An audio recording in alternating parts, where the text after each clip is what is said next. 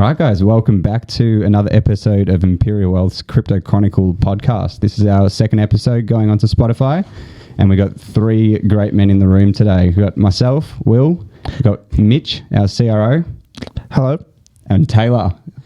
Hey guys, how is everyone? Head of Mining and Account Management. Oh, yeah, no, that's a big title. A lot of responsibility on this man's shoulders. So, all right, as per usual, we're going to jump into the fundamentals that have occurred over this week, mostly stacked around regulation, ETF launch.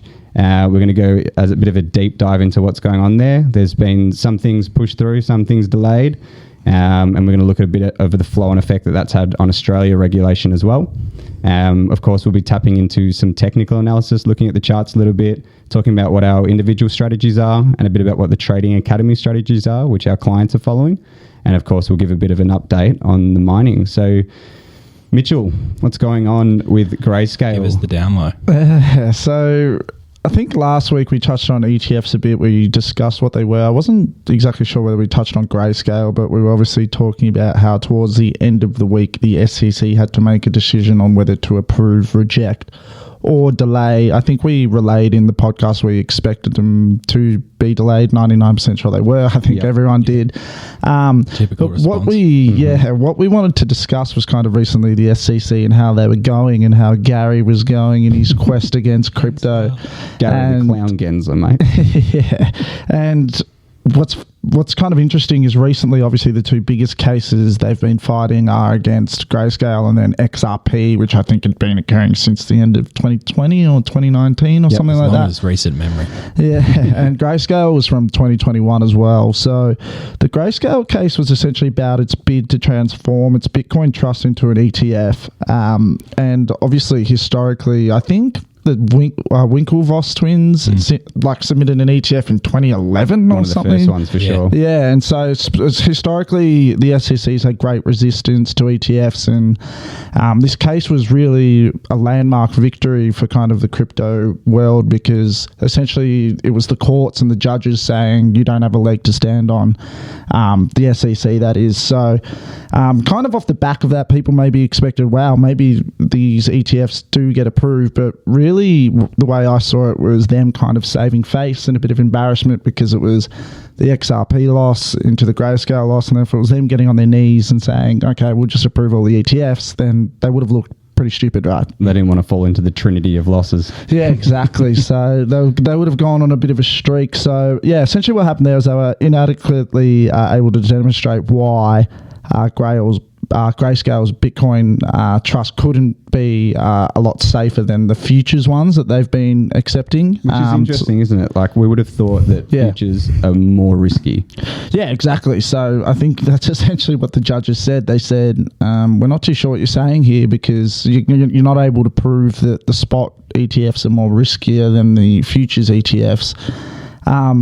So yeah, essentially it doesn't automatically kind of endorse that the ETFs are going to be accepted now, but it definitely provides a bit more confidence because ultimately it's the courts and the judges that decide a lot of the things at the end of the day when it comes to regulation and more things like that. But obviously what's still going to need to happen is the SEC to grant the approval of these ETFs, which is looking more so likely now, I believe. And who better than the ex-chairman, Jay Clayton, to come out and say this week that even he's saying it's inevitable.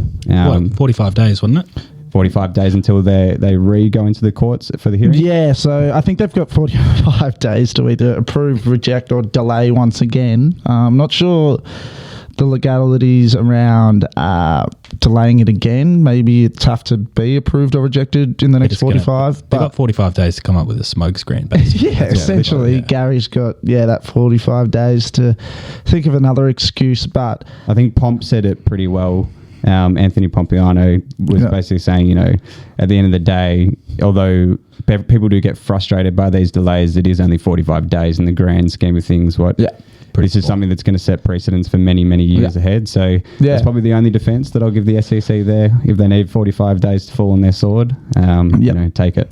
Yeah, I think the good comparison, which I did want to touch on last week that I didn't, was when the SEC granted the gold ETFs back in March of 2003, I believe. I think from memory, it saw an initial 50% pump, but there wasn't really, the grand pumpington that everyone thought was going to happen straight away. But since then, gold has increased. I think it's 500 to 600% in price. And I think if we're all saying in 10 years that Bitcoin is whatever it may be, 150 to 300k, most people would be pretty happy. Yeah, exactly right. But once again, the similarities there are once these 401ks and superannuations and different traditional investment vehicles that people can get into, then get exposure to gold or Bitcoin. That's the most important thing. Yeah, look, I don't think there's, institutions, or there are definitely institutions waiting there for these types of things to happen. A better support for the market and, having these ETFs there helps. But, as you say, it's more of a buy the rumor, sell the fact type event. It's not like they're going to get approved and we're going to see Bitcoin fly to 60,000. Yeah. But as you say, what it paves the way for. Let's not jinx that won't happen. Well, I think it's a good point to make, particularly from an investment point of view, is so many people fall into the trap of buying the narrative and just hoping for the best. And for instance, I can think of hundreds of thousands of people that when Bitcoin had gone from 25 to 30k, they would have been buying it at 30k, saying this is the ETF pump. They get approved in August. BTC is going to be 150k by September, and most of those people are in unrealized losses right now, and probably very panicky, or have even sold the bottom here, local bottom, might I add, potentially, or they might hold it for even lower. So don't get stuck in these narratives, because the markets are forward thinking. I'm not going to say it's set in stone what's going to happen, but that's what a lot of people fall for, these after narrative kind of things, and you don't want to just be solely investing off one narrative. Exactly. You've got to have a multi-year outlook. You've got to be doing different things. So, yeah. It's the beauty of being in the market for extended period of time as well. People like ourselves who have been in it for 5-6 plus years. We look at it when it goes down. Well, it's time to accumulate. It's time to set up for the future. And even if with it going down now, I'm kind of licking my lips. I'm in a DCA strategy at the moment, leading into the end of this year, and early next year with the halving coming up. If BTC goes 20k, I'm going to be buying, I'm not going to be going, oh, damn, the $5,000 that I bought last month is worth less. It's like, oh, cool, I can pick it up. I can pick up more. Yeah, exactly. Yeah, exactly, and right. I think we'll touch on investing, long-term time horizon, and dollar cost averaging soon. But yeah, they're good points that you make. What I quickly want to touch back on is what we're talking about with the SEC losing these cases and the potential for the US to kind of have a resurgence in crypto, but more so want to touch on how Australia is really lagging behind. For those listeners from last week, me and Will touched on how banks are beginning to deny people who have been investing over $10,000, or sorry, transferring $10,000 to what they classify as risky exchanges. So even like $5,000. So I had the personal experience. So I tried to put in 10. It initially, this is with ANZ, they rejected the claim. I had to call ANZ up, tell them, I got asked a million questions, by the way. They were asking me, do you know what crypto is? They actually asked me, do you have your own wallet or what? Like, she had no idea what she was talking about. She was reading off the script, obviously. Yeah. I'm getting frustrated going, yes, I know what I'm doing. This is my money. I'm allowed it, blah, blah, blah, blah. Can we please transfer the transaction? Yes, no worry, it's done. Yeah. 72 hours go past, I'm locked out of my bank again. Yeah. I have to call back up, tell them, and I wasn't going to get off the phone until it went through this time. Yeah. Finally, it obviously went through, but I'm currently at a boxing gym meeting new people, trying to get them into these types of stuff. And they ask, what are you doing? I'm talking about it. Shout out to Murphy's Boxing. Sorry, by the way. But, I'm talking to them about, you guys need to start buying, and they come back to me and go, mate, fucking tried to put $1,000 in and got blocked out. What's going on? This is dodgy. It makes it look all horrible, doesn't it? So, I had the same thing again, because I personally hadn't put money in for, I don't know, 2 or 3 months since we got up in sort of like Feb. Yeah. And I tried to put $1,000 in the other day, and I actually did it off my credit card just to try and see, so I didn't actually have funds just sitting there doing nothing. It went straight through within 24 hours, except there was there was more fees, which kind of sucked, but still went through. So the interesting thing I find, and I'm not actually too sure about the legalities between depositing and withdrawing. So I was mentioning to you how I use ANZ, and through one of our sponsors and partnerships, CoinStash, I'd been withdrawing a fair bit of AUD recently, and the withdrawals were fine, completely fine. These are in the thousands of dollars. And then you obviously tried to deposit to CoinStash, I believe it was. Yeah, and you got blocked. And it's funny because they're happy to kind of get you to withdraw that AUD because that's their money, right? Isn't it? If it sits in your bank account, it's really not yours. But as soon as you want to get rid of their money and deposit it in, they're blocking you. The iron gates are up. Yeah, so I find that funny, the difference between obviously depositing and withdrawing. Do you think we're just seeing the silent bank runs? Well, because you were a Westpac customer, were you? Or your friend was? Yeah, someone sent you that screenshot a few months ago and you raised it with me and you said, how funny is this? You know, it was 1,000 or 10,000. Yeah. And then we spoke about how they stopped withdrawals from ATMs. It was $1,000, was it? Yeah, so $1,000 limit was at Westpac ATMs, which, you know, as much as like I can understand wanting to protect consumers, like if you go into a teller and you're trying to buy a car that's, you know, 5, 10 grand, 20 grand, whatever it is, and you're being told you can only take $1,000, it's going to put a fair bit of panic in your brain. Yeah, for sure. Well, we've always kind of discussed that with the fiat system and the banking system, how funny it is that, you know, that's kind of what self-custody is all about. You know, if you've got your Bitcoin or whatever cryptocurrency it is stored on your cold wallet, that's yours. You have all the ownership. You know, blah, blah, blah. And then, you know, we've spoken about this a few times. If you go into a bank and, like you said, and you want to buy, let's just say $50,000 car, and you go in and say, hi, I want to withdraw 50K, they're going to ask you 300 questions. They're not going to give it to you, and it's because they don't have it. Yeah, exactly. I literally, like my mum went in, she had to pay a builder. And it was like $4,000, and like she's in, you know, rural Victoria. Went into the bank and they laughed at her. And went, we don't even have that here. And it was, it was only like $4 or $5 or something. And she said, well, I need it, pay it. Took 3 weeks to get it. Yeah. Oh, first you got to go to the one down the road, and you got to go to the next branch 5-10 kilometers. Well, it was the kind of ironic thing I found when maybe we discussed it on podcast back then, this exact thing, but with the FTX situation, you know, every traditionalist and whoever they were, you know, it was a terrible thing to happen and shouldn't have happened, but them coming out and saying, you know, they didn't even have the funds, blah, blah, blah, but you don't have the funds. Banks don't have the funds. It's an electronic number that gets given to you and lent out to someone else, which is exactly what they were doing. They were getting the customer funds and then using them elsewhere to earn, you know, money on protocols. And back in the day, I was at Suncorp working then. I reckon maximum they would have in the safe was 50 to 80 grand max. Yeah. You know, they'd be hard pressed to have any more than that. So there's got to be a reason they've put up deposits for houses to like 40%. Oh yeah, of course. Yeah. So kind of touching back on to what we were talking about, recently the general manager of Binance Australia came out and said he was really bullish. This was at the end of last week. I did an article on it that'll be in the Chronicle, that he was, you know, confident in Australian regulation and where we were heading. At a different conference, someone was talking about how we're actually lagging really hard behind, even like Southeast Asian countries, like even Hong Kong and other places.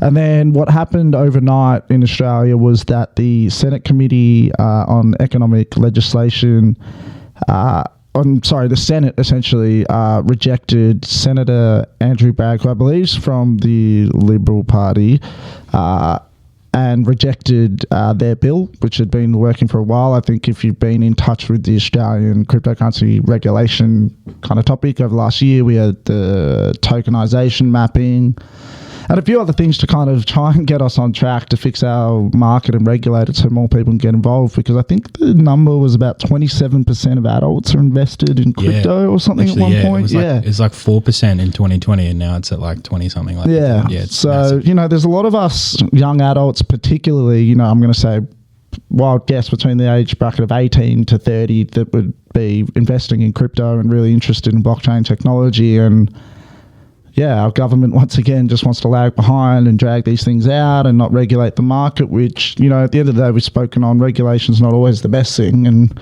some people get afraid of it, but at the end of the day, it's inevitable, right? And you need it. It's disappointing. It's frustrating as well. And there was a article, I think you might have said it into a group we were in the other day, Mitch. It was saying that Australia's fallen out of a certain bracket for innovation. Yeah. I think we were ranked out of a top nation, top nations in the world, however you do that, there's 64 of them. We'll rank 63 out of 64 for innovation. Right. And like this is an opportunity, like something like cryptocurrency. It's a new industry for, developers, IT specialists, all these types of people to get involved with it and innovate. You can do it from anywhere in the world. It's a great opportunity for Australia. And yet we're making it almost impossible to A, get involved with the market, or B, have the right guidelines for what's possible. It's it's frustrating at the least. Yeah, very frustrating. So hopefully, over the kind of next 12 to 18 months, we can get on top of this, because I think if we do get another bull market in 2024 or 2025, 2026, wherever it is, there's going to be that flock of retail consumers that are going to come uneducated, unregulated to the market again in Australia or anywhere else.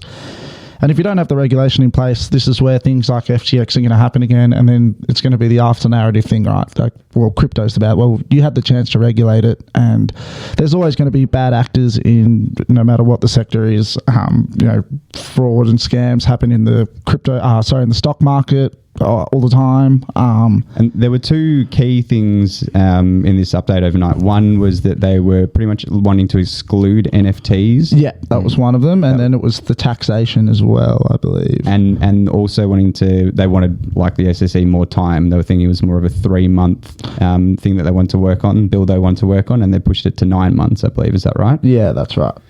So I think, this is all off the back of the pilot recently. Obviously, I did this in the Chronicle a couple of weeks ago for a CBDC. Once again, if that's something the government wants to push for, they're going to have to do a lot of catching up on what this technology is, what it does, because, it's not good enough. Yeah, and no doubt, we'll come into a crazy market where the adoption rate's going to go through the roof and the guidelines won't be there. So, please, not great news, but at the end of the day, that's life, isn't it? So, yep. All right, that probably sums it up for the fundamental breakdown. Of course, just a reminder to everyone that's listening, you can actually access all of the articles and points that we're talking about in written format on the Imperial Wealth website. You can go to the Crypto Chronicle and you can read all the articles in short form, and also there's links to long form if you want to touch more on any of those topics that we've talked about today. So let's jump into the technical analysis side of things. Mitch, you want to give us a little bit of a breakdown of what you're seeing in the charts, what you're thinking the markets are doing at the moment? Yeah, so unfortunately the theme for the last 2 or so weeks after we got the deleveraging done, was almost 3 to 4 weeks ago actually now, has been pretty much a stable coin for Bitcoin, namely around 26K, we'll say.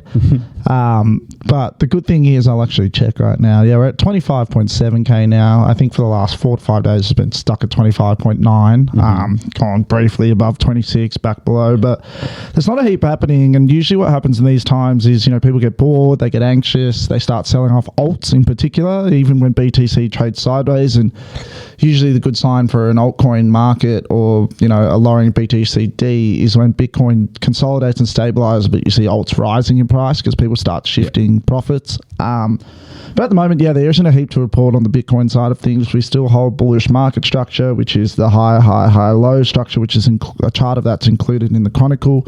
One thing I will comment on is obviously the DXY's put in a bit of a bid. I think it's a 104.2 odd. Yeah, pretty much, yeah. So as I mentioned last week, we've got the interest rate decision in 2 weeks' time, probably around Wednesday, Thursday. Yeah. And the odds for that now are 93% for a pause, I'm pretty sure. And people have priced in cuts towards the end of the year. We'll have to see.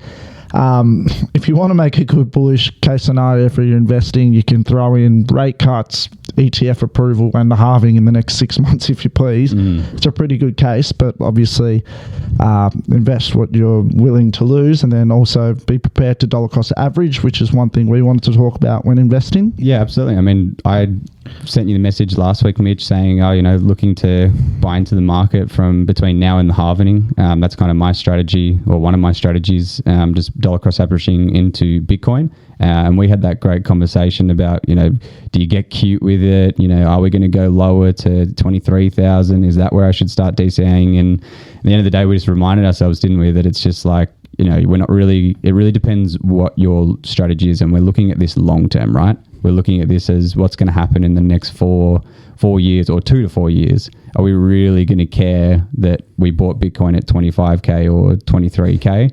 Or are we going to more be, concerned about we actually bought within that range? Yeah, exactly. So it's something I usually say to our Trading Academy members and stuff as well. So like we bought Bitcoin from when it first reached $26,000 all the way down to $17,000. And the reason why my recommendation to retail traders, which is most of everyone listening, and to people that don't chart and can't sit there watching the charts and to fully analyze the market, is that people that can't do that still try to time the market, and they try and time the bottom of everything rather than just sitting back and going, I'm going to get an initial entry here, a bit of money into Bitcoin. Let's just call it $25,000. I'm going to keep a lot of my capital sidelined because I want to alleviate the anxiety of missing the bottom. And if we go lower, and we spoke about before, right? The power of dollar cost averaging is that when prices go lower, you're not actually unhappy because you're saying to yourself, I know what the price of Bitcoin is going to be in 2025. If I get to buy it cheaper, then I'm going to make more money. And that's what I'm here for. I'm for a long-term investment horizon, amongst other things. And yeah, you get to dollar cost averaging it, you get to lower your average buy, and in turn, that gives you greater ROI over the long term. And that's exactly what we did on the Trading Academy, right? Yeah. We had a conversation earlier talking about where our entries were and, what outsider perspective may have been on those entries at the time compared to now how it looks. Yeah. We started DCAing. This is before the FTX event, right? And you can't predict something like that's going to happen and crash the market like it did. Yeah. We got the first buy-in at 26K BTC. I think so, yeah. So it was 26, 24, 22, 20, and we bought at 17, and some of the analyzers, the market, I was fairly confident that was our bottom, which it was for a fair time. Obviously, we had pretty much the biggest black swan that's ever occurred in, crypto history, which was unfortunate. But yeah, price did remain around there for a couple of months, and since December of 22, so we're talking 9 months now, it hasn't been below 17K, and since, let's call it March, it hasn't been below 19, where it briefly dipped for a tiny bit, and pretty much since March, since it rebounded pretty high, it hasn't been below $24,000. So if you've got an average buy of 21, 22, you're sitting pretty comfortably now. But that strategy still doesn't, even though you've done it last year, one thing it does add positives to is now you've got tax positives as well, because you've been holding for longer than a year. You don't have to worry about that type of stuff if you sell soon or whatever it is. But additionally, if it goes lower, you've now had time to build up way more sideline capital, and you can even increase your position sizing and whatnot. So yeah, it's actually a really good point you make about holding for that 12 months. Someone that buys BTC right now, to get that 50% reduction on your capital gain, you're going to have to hold 12 months. If BTC flies straight on the halving, that's not even like less than 12 months ago away, and you actually want to cash some in, you're not benefiting from that 50% it's reduction. only 6 months away. So even if you're selling, if BTC buys, June, July next year is, who knows, $100,000, and, you're thinking of selling, then you don't get that benefit. So really that's what's one of the benefits from getting in a bit earlier. And also, would we have necessarily, it's easy to say, of course, we would have picked up at 17,000 if we didn't have our other positions, but, would you, if you're not in the market DCAing and it gets to 17,000 and you're still just waiting for the entry, you're in a much more different mindset where you're going, should I start now or maybe it goes lower? Once you're in the market, you're following the strategy, it just starts playing out from there. And because we wouldn't say luckily, but as a consequence of that, we did pick up at the very bottom of the market. Well, investing psychology, once again, when it comes to the majority of people, is even if you hadn't dollar cost average from 26,000 down to 17,000 like we did, and price is sitting at 17,000, you're going, oh, I know it's going low, and the FTX capitulation happened, I guarantee you 99.9% of people that hadn't bought yet at 17K didn't buy at 15K, because at 15K they thought it was going to 12K, and then they thought when it goes to 12K it's going to 10K. Exactly. So no one bought then. No one.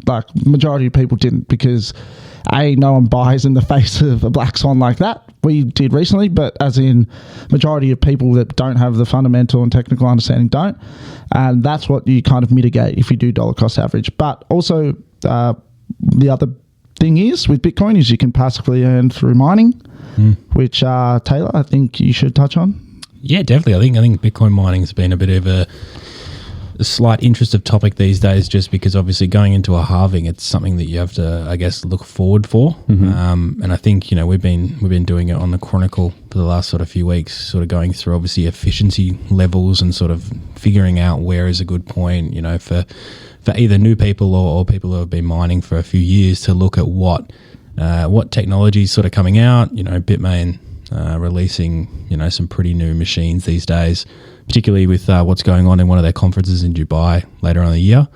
So there's always a bit of a focus on where you should be putting allocations towards mining and then looking forward.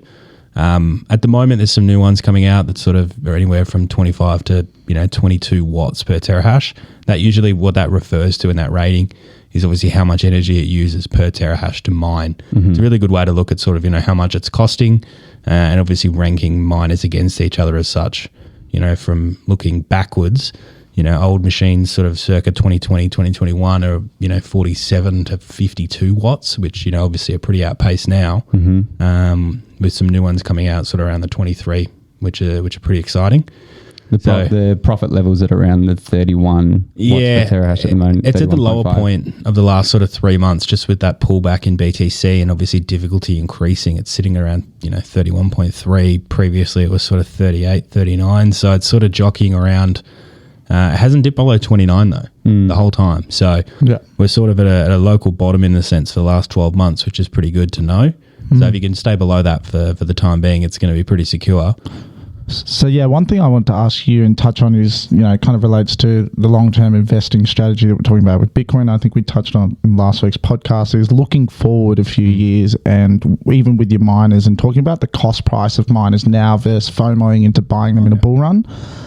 So it might not be that you're getting, say, the best per day profit on whatever machines it is you want to run now, but talking about the cost of them now, keeping them running, so then when a bull market comes, how more profitable they are given your ROI and how much you invested in a bear market? Yeah, 100%. Like at the moment, machines are obviously starting from, $2,500 to $5,000, depending on which machine. And that's obviously way different to what they were in, 2020, 2019 and 21, obviously.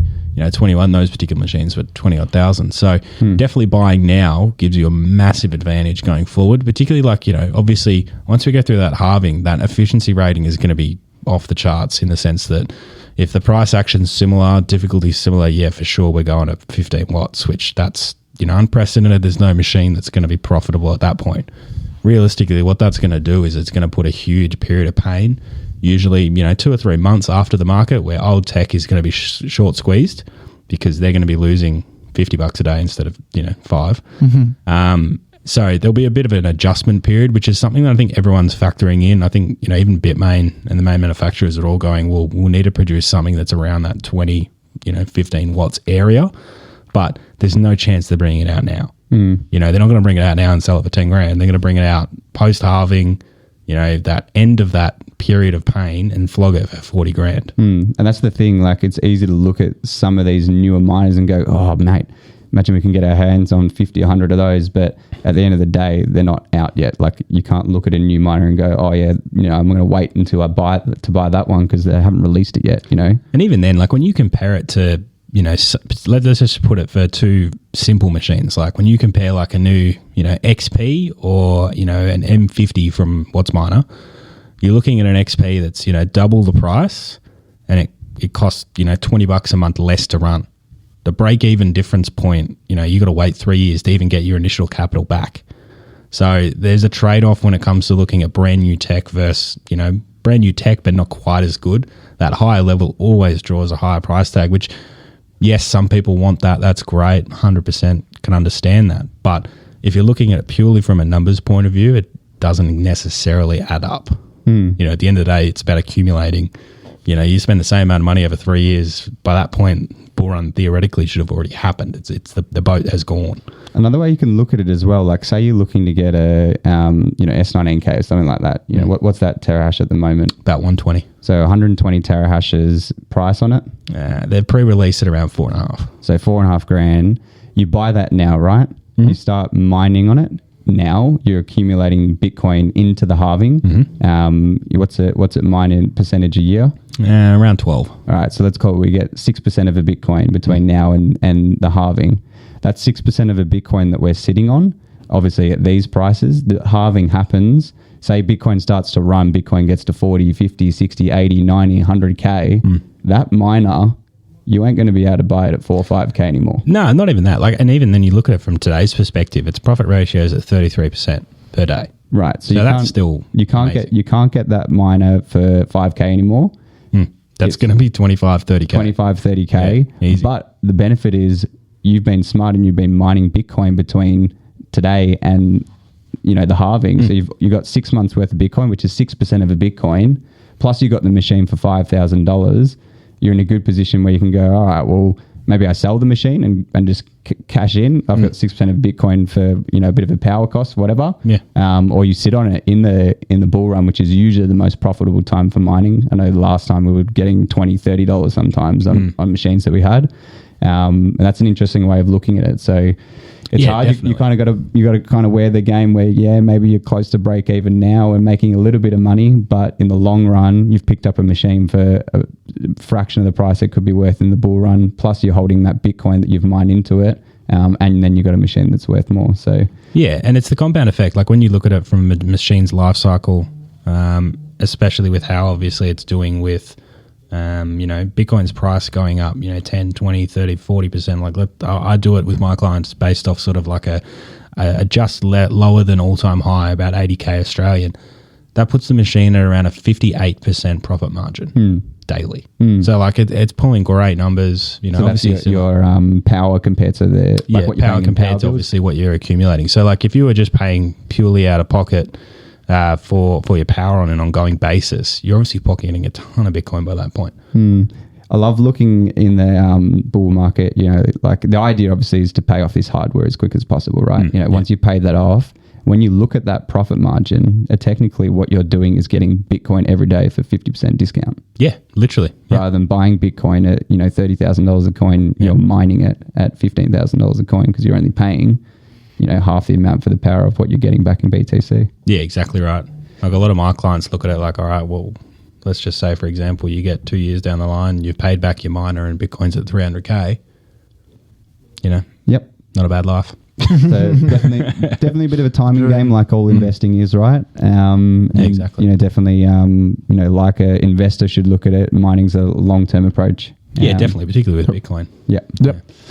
That's good. Well, that's getting close to, it's a bit over 30 minutes, so we'll probably wrap things up, finish up on the mining. The last thing I did want to mention is, it just came into my head that what might be interesting is next bull run. I think they're starting to see a lot more of interoperability between BTC and Ethereum.